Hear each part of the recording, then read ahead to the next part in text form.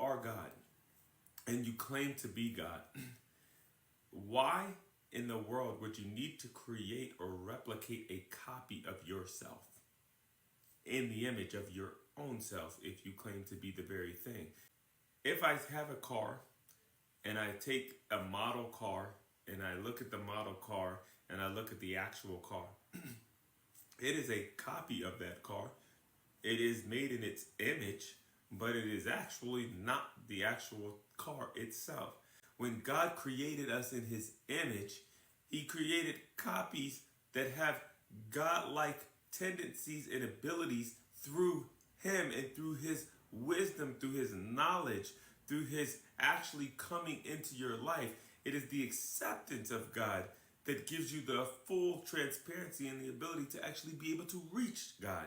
You, in your essence, yes, you were made in his image and he loved you so that he created you in his image, but he did not make you him. If you were truly God, you would be sovereign and you would have perfection in your life.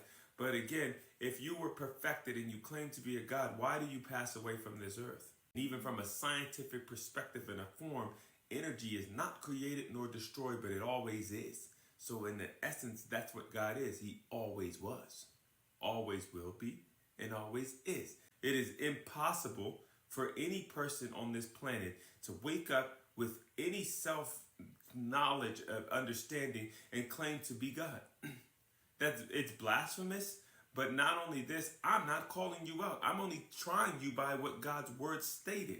You came from sin. You came from lust. So how can you claim to be something that is supposed to be perfected, but you came from the actual birth of the thought processes of a human, a man and a woman lustfully thinking, which then bound your creation as to why we're all bound to sin in the first place. So again, it's not me questioning you. It's me just stating what God's word specifically says to you. And that's why I tell everybody this.